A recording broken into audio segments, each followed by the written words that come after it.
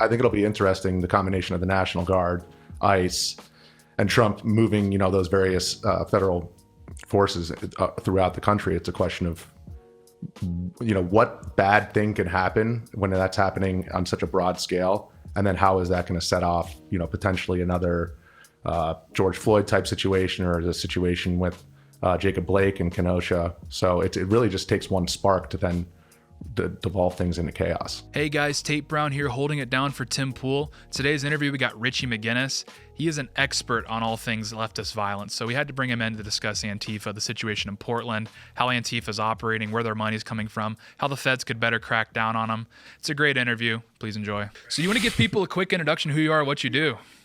I'm Richie McGinniss. I worked in DC media for the last decade. I went from MSNBC to Mark Levin to running the video at Daily Caller. And now I wrote the book over my shoulder here, Riot Diet, about all the civil unrest in 2020, the so-called Summer of Love, and then on into 2021.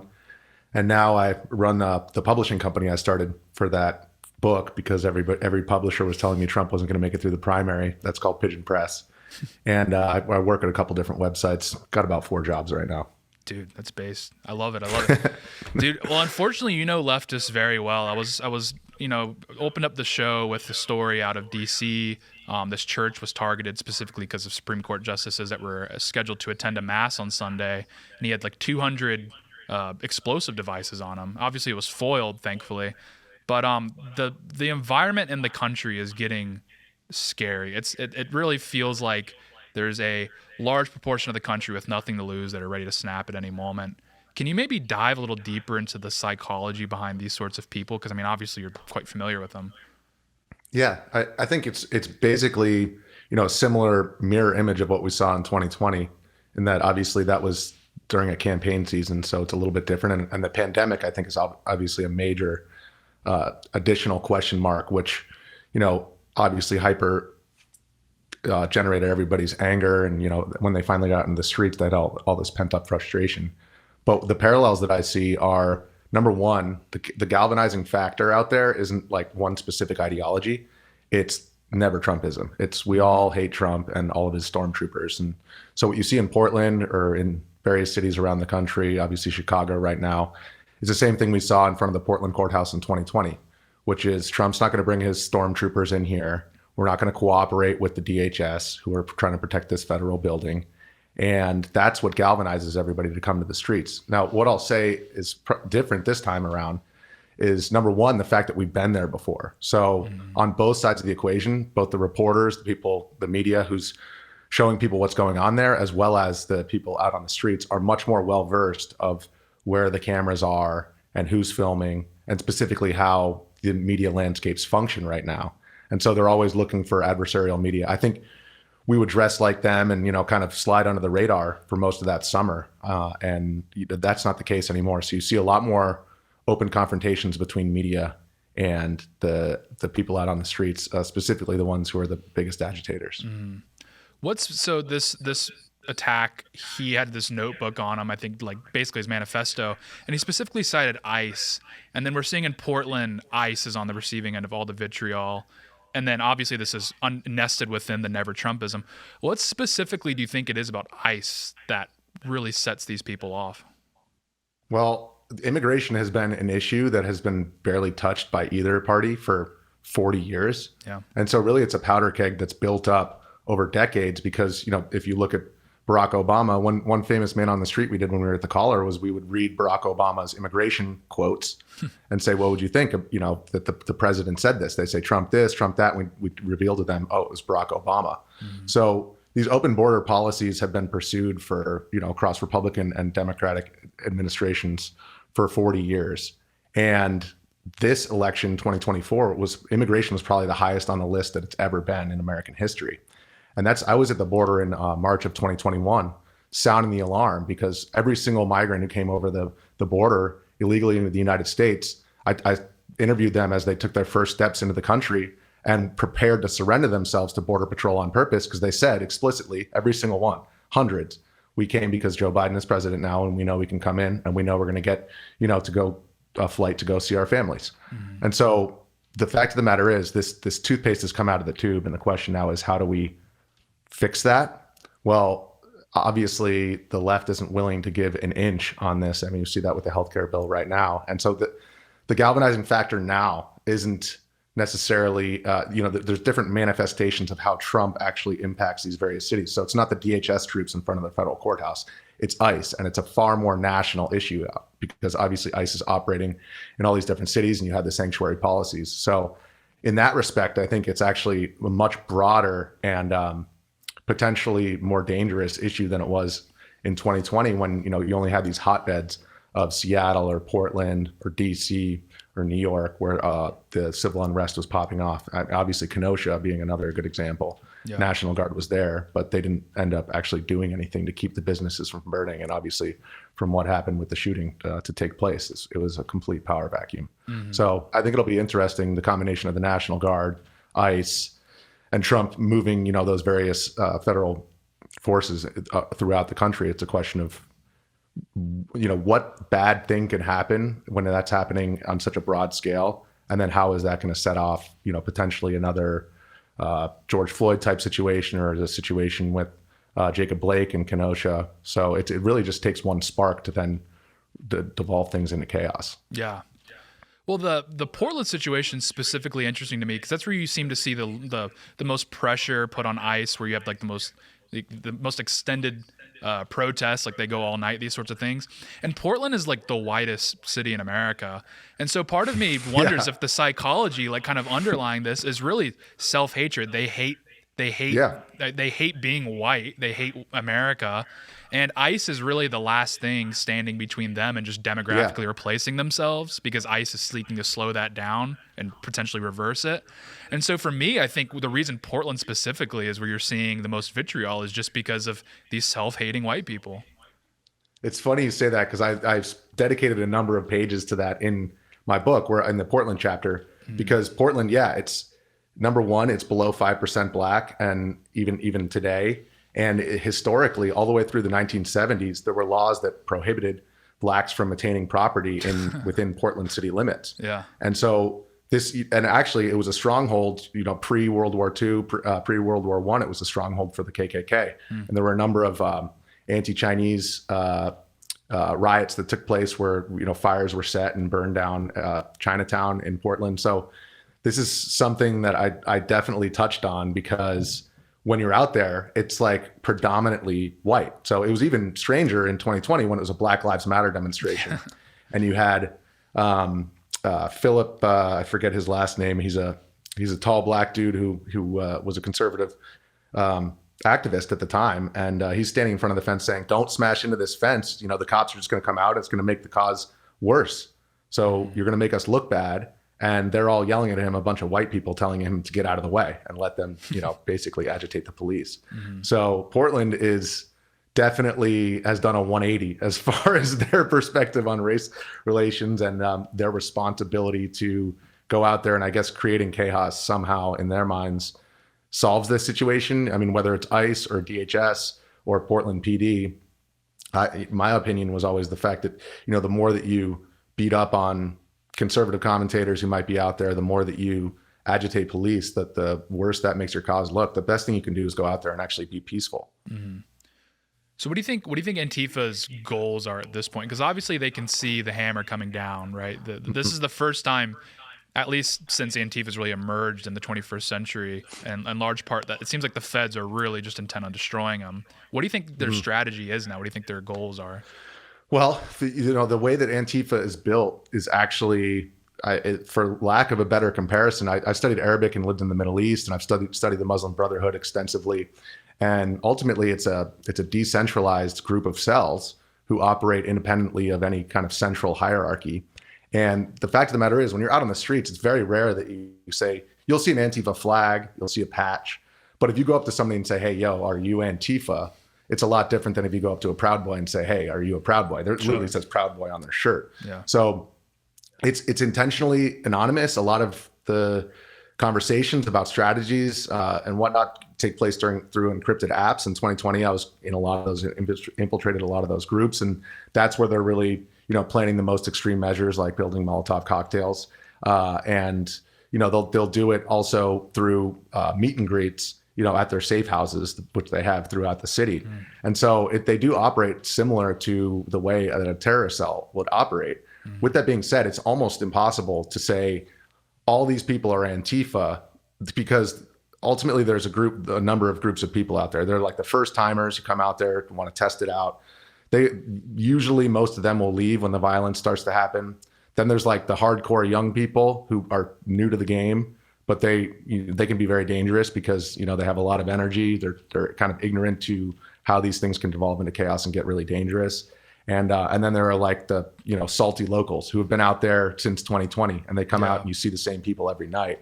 And so between those three groups, there are a certain number who are affiliated or communicating with Antifa. But just because they're wearing all black, it doesn't mean that they're necessarily explicitly like, oh yeah, let's go out and firebomb this place. Mm-hmm. I mean, that's what seems to make it tricky. Obviously, Trump declared them to be a terrorist, cell, but it was domestic, so there's not really any like nothing changes legally unless he were to declare them like a foreign terrorist organization. Tim's made the point that they are, because Antifa does operate like in Paris and Berlin and et cetera, et cetera. But specifically in the United States, like you're saying, it gets a bit muddied who's in, who's out. I mean, are some of these clubs like the John Brown Gun Club, maybe do you start there? Because that seems to be a bit more formal. Yeah, we saw the John Brown Gun Club. That's a tongue twister. Outside of doing security in Seattle at the Chaz. Yeah. So if you guys remember, Chaz was a 6-block area that the Seattle police chief and Mayor Durkin, and Carmen Best was the police chief, capitulated a 6-block area to the protesters. And what's the first thing they did? Set up borders with checkpoints and put armed guards at those borders. And so we had a couple of encounters with members of the John Brown Gun Club. And right at my alma mater in DC, I mean, DC of all places for a gun club. Yeah. Right. But Georgetown in Northwest DC, there was a flyer for the John Brown Gun Club in Red Square, which is one of the main squares in Georgetown. And it was soliciting applications. It takes like a year to get a concealed carry permit in DC. So I don't know exactly how that functions, but the fact of the matter is those groups should be examined. And this is the same as the funding that comes from the protests. Who's paying for the signs? Who's paying to transport these people in and out? Well, the answer is the names are constantly changing by design. So if you follow like George Soros's Open Society Foundation, you'll see they give to, well, in this election cycle, it might be called Indivisible, and in the next one, it'll be called something different. So they'll fund the side of, the transportation, the signage, they'll print all that stuff out. And then you have another level of agitators who are specifically, organizing themselves in much seedier, more shadowy realms, not through the nonprofits, but they capitalize on that protest as a power vacuum. So it's complicated by design. And that's kind of the scary part. But ultimately, I think if you're investigating it, you do two things. You follow the actual people who are perpetrating violence in the street.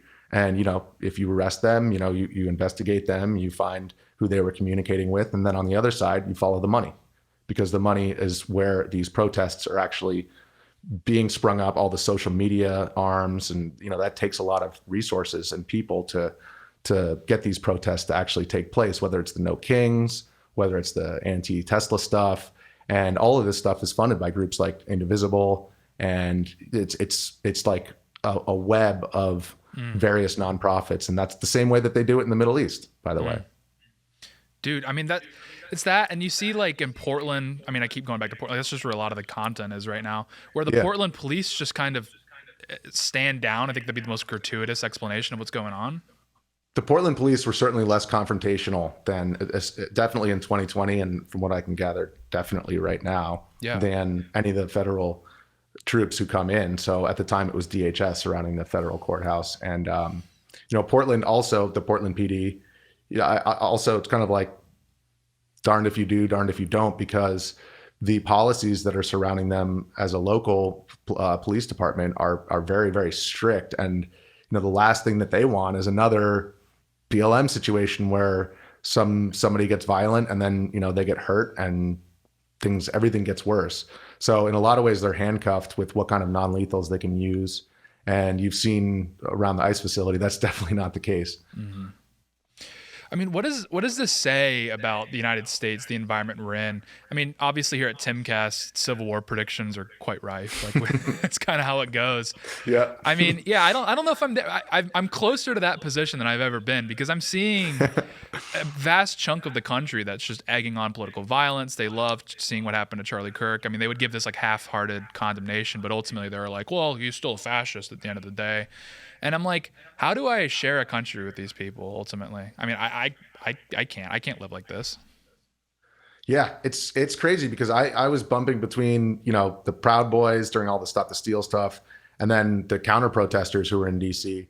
And it really is, it's like two completely different worlds. Yeah. The fact of the matter is that right now, the way that all the algorithms are set up on Twitter, whatever it is, YouTube, Instagram, Meta, whatever you want to call it, they direct you towards one of two echo chambers if you're looking at political content.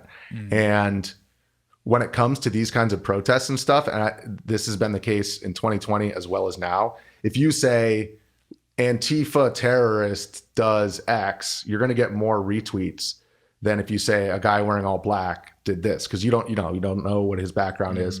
And look, I get it, but it does create a situation. And then the other side is taking that same clip and, cutting it up, taking it out of context, just that one part where the cop pepper sprays whoever. And then they say, look at the police brutality. So you have the exact same clip that's being viewed completely differently by the two different sides of the country.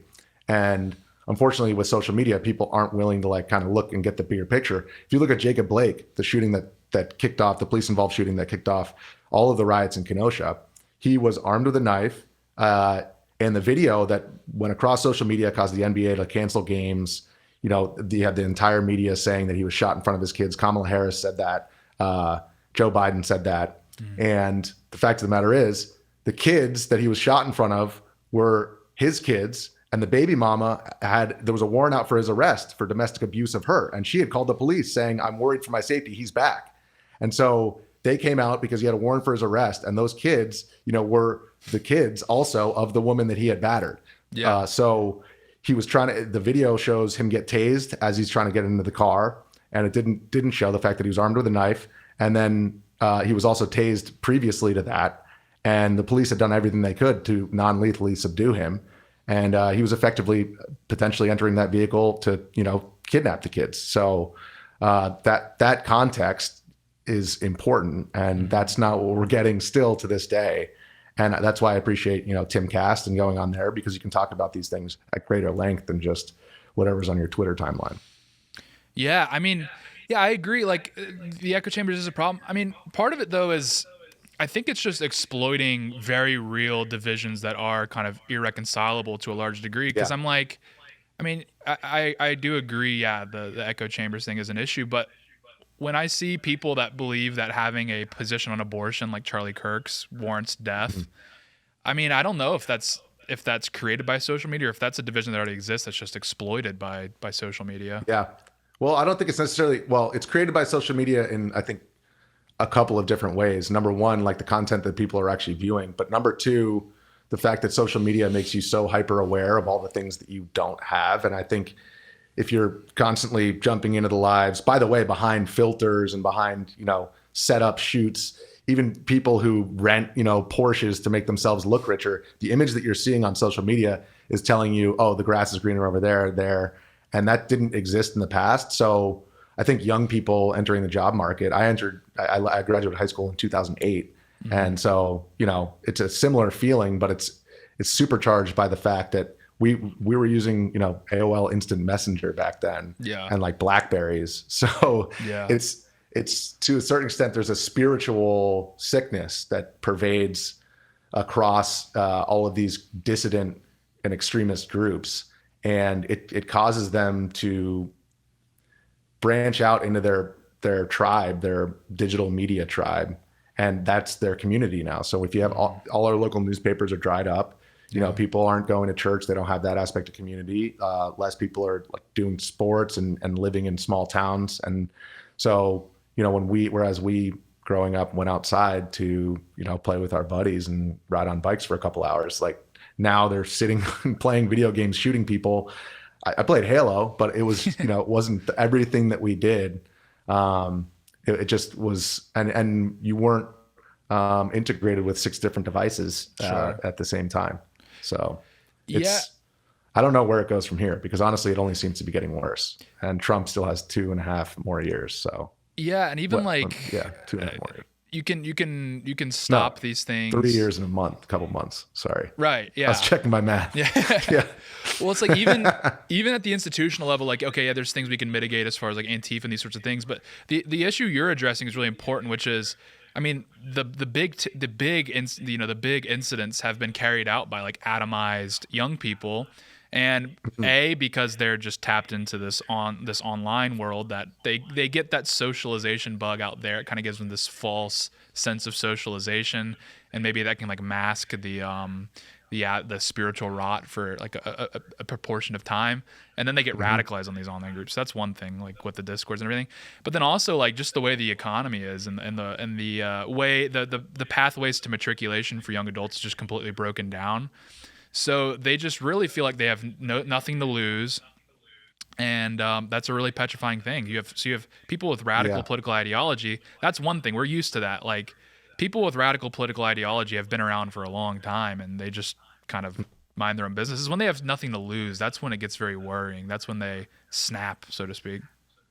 Yeah, and the irony of the whole thing is that the hollowing out of the middle class and the hollowing out of opportunities for young people to have a home and a vehicle and a stable job, that all took place over 40 years across what I would call the uniparty. And I would put Barack Obama, having even knocked on doors for him in 2008 as an idealistic 18-year-old. I would put him into the category of the uniparty who appealed to, he bailed out the banks in 2008. And so when that happens across the Reagan, Bush 1, Clinton, and Bush 2, and then Obama, that is actually the preconditions that created the opportunity for a Trump to actually take power.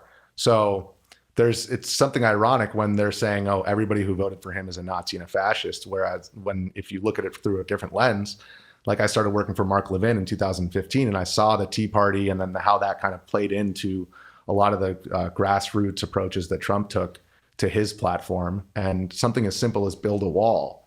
I've talked to hundreds of Border Patrol agents. They all say a wall is a good idea because you can't drive across the border. So, and if you kind of have to climb, that's harder than walking. You kind of have to dig a tunnel. That's harder than driving, right? So, and then everybody's saying it's the dumbest thing in the world in 2016 when Trump was running on that platform. And so it's like this detachment from reality that's now taking place because everybody has such a personal animus towards Trump, but they can't see the historical antecedents for that. And it's like they're all saying it's unprecedented. Yeah, it's unprecedented how, I guess since the Gilded Age, we haven't had this disparity between the rich and the poor. Yeah. And that's the last time that's when the William Jennings Bryan really initiated that transition for the Democratic Party to go from the party of the South to the party of the working class by FDR's time. And now we're seeing that paradigm shift in the other direction. And it's just, I'm asking the question, 2016, I thought it was going to happen. 2024, I thought what the Democrats, maybe they'll get a reckoning. And it just doesn't seem like they've really figured out the fact that running for the same old business in DC is not going to work among the American voters right now, especially young people.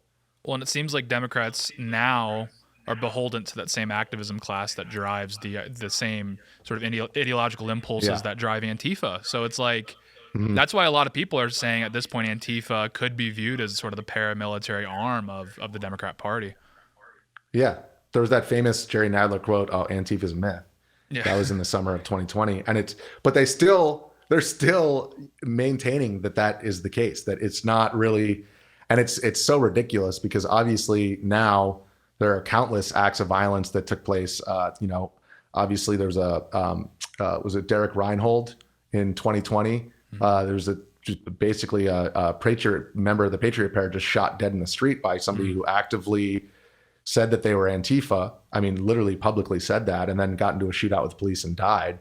And so it's not new to see that Antifa has been, people who actually acknowledge I'm part of Antifa have committed these violent acts, and they're still saying that it's some kind of myth. I think it's because of the echo chambers that we have, they're never going to be in front of somebody who really holds them accountable unless they're in some House hearing, once in a blue moon. So we're also in a situation in DC where it's not just the country that's split between rural and urban and left and right, but the city is like, if you're a reporter, it's really difficult. Oh, where did you work? Oh, no, I'm not going to do an interview with you because you worked at the Daily Caller. Yeah. Or the same thing happens in reverse. And that's why I appreciate Timcast too, because it's like you guys have cross-pollination and not everybody has to agree. And Tim, former lefty like me, like knocking on doors. I was knocking on doors for Obama. Tim was, in Ferguson and at Occupy. And then it's like really hard for the left to wrap their heads around the fact that all these people who voted for Obama then turned around and voted for Trump. Yeah. So it's true. Well, I guess one more question with Portland. How effective, if the National Guard is able to finally deploy, how effective do you think that's going to be letting those federal agents do their job and conduct? Do you think they're actually going to be able to crack down on Antifa in any effective way? Because, I mean, there's a lot of those guys. Well, there's some factors involved. I mean, obviously this case that's pending that was just challenged, Trump being able to even bring them in. Well, the fact of the matter is first thing that happens is going to be what happened in 2020, which is the feds come in and then it kind of amplifies the response, right? Because they're like, okay, here come the feds. Now we have our cause. Trump stormtroopers are here. And so in the short term, I think that will definitely happen. And it's just a question of what the numbers are, because ultimately, however big that swelling of the crowd is, they're going to have to match that from an enforcement perspective so that they don't have to use the force multipliers that make things get out of control, like, tear gas and pepper spray, because ultimately when cops use those measures, it's because they're overwhelmed, it's because they're outnumbered, it's because they need to get things under control. So I think if you're going to get it under control, you really just need to make sure that your numbers in terms of enforcement are greater than what they're going to be able to dish out in the streets on the other side of things. And that's where you'll see it maintain more of a peaceful posture than if they're overwhelmed and don't have any support from local PD and don't have any support from the local government. Well, yeah, because that's what I've seen is there's like 900 federal agents that are available to even protect these buildings. So it's like, yeah, the National Guard is a no-brainer because obviously Portland police. I mean, the city of Portland gave the feds a code violation for boarding up the windows. I know. So there's it's clearly they're antagonistic to the feds at this point. And it's the same thing as 2020. I mean, literally the Chaz took place in Seattle because from the governor Inslee on down to Mayor Durkin wanted to put their thumb in the eye of Trump and get the national attention of, I'm the Democratic politician who's standing up to fascism and this is Orange Man bad. And so look at me, I'm so righteous. And then you get the national attention, you get the spotlight. And it's the same thing taking place yet again. And so it's going to be a matter of whether or not they're able to muster the actual number of people that they need out in the streets defending these various, whether it's the ICE facility or the federal courthouse. If they're overwhelmed, then boom, here we have tear gas, and then here comes more chaos. Yeah, dude, this is gonna be a wild few weeks watching this unfold. Where can people find you? Where can they get more? So you can check out Riot Diet at pigeonpress.com, and we got a couple more books coming out there. And you can follow me at Richie McGinniss, RichieMcGinniss. Base, dude. Thank you, Richie. See you next time, man. Hey, thanks for having me. Always a pleasure. Alrighty. Well, that was the great Richie McGinniss. Dude, so thankful he's able to hop on, really break down like the situation, what's going on there. Dude, these videos out of Portland are just absolutely mad. So thankfully, Trump, this litigation should win. He's Trump. He always wriggles out of these jams, and see how it goes. But we'll be back tonight for Timcast IRL at 8 p.m. We got a big show tonight, so be there for that. You don't want to miss it. You can follow me on X and Instagram at Real Tate Brown. Go follow me there. I tried to switch up the style today. I tried to do like a opening monologue, like Tucker style. But I was like super rigid and stiff during. I don't know, maybe just like day drink or something. I think that seems to be what a lot of people do. But I'm just kidding. Disavow. We don't do that here. But yeah, thanks for watching. See you guys at Timcast IRL. Give me a follow and have a good rest of your day.